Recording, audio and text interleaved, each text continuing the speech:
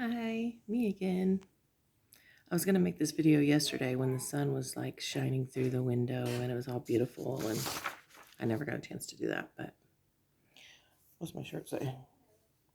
There is freedom found in surrender. It is always with God that the opposite of logic in a human brain is like what God uses. Does that make sense?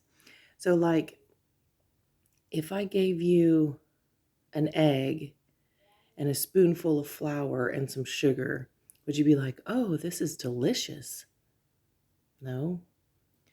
Like, have you ever looked at the caterpillar and been like, wow, that thing can fly? No.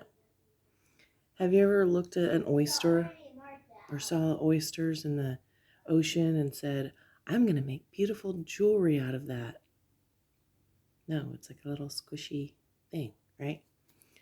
But God says yes, because, again, human logic against what God says. Nothing is like immediately good. Nothing is like inherently like eggs, flour, sugar, like, oh, that's so good. No, there is a process. Process. In other words, these things have to be used and have purpose in themselves to become the good thing. So they say if you want to make a cake, you got to break some eggs.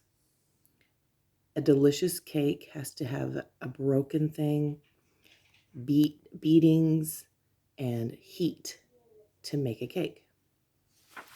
The transformation of a caterpillar, they are squeezed and pressed and completely breaks down the cellular parts of a caterpillar's body so that it can be renewed into a butterfly. The very painful process of an oyster produces suffering, pressure, and struggles before it can produce a pearl.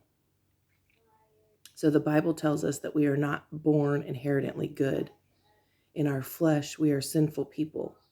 So to become like Jesus, there is a process.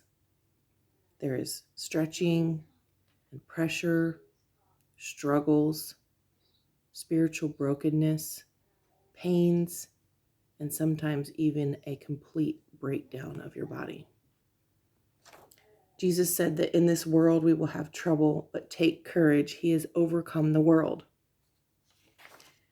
If we can be the overcomers and work through the process, then you can find your purpose and be blessed.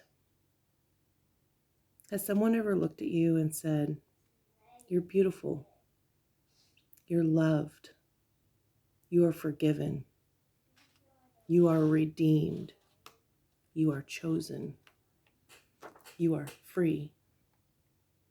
God says these things about you. So, if anyone is in Christ, he is a new creation.